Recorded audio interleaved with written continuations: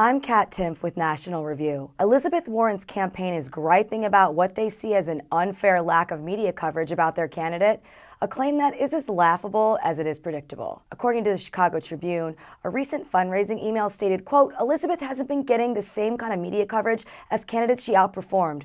We can't count on the media to cover our campaign fairly, so we're taking our case directly to voters." Honestly, the only unfair thing about the media coverage of Warren throughout her campaign would probably be the inordinate amount of praise that they've been giving her until now. Even the Washington Post recently referred to the, quote, fawning coverage from the media that Warren had received in the past. According to an In These Times analysis comparing Warren's, Biden's, and Sanders' media coverage on MSNBC in August and September of last year, Warren had the lowest proportion of negative coverage of all three candidates and the highest proportion of positive mentions. She was also, of course, endorsed by the country's most famous newspaper, the New York Times. Now, I'm not saying that it'd be wrong to say the media have been covering Warren less. They certainly have been, but it's actually not because they're unfair or because she's a woman of color or for any other reason except for the fact that she's blowing it. Despite having enjoyed so much of their favor for so long, the only real story that the media could cover when it comes to her these days would be that of her staggering decline. I don't know the future of Elizabeth Warren's campaign because I don't have those kinds of powers.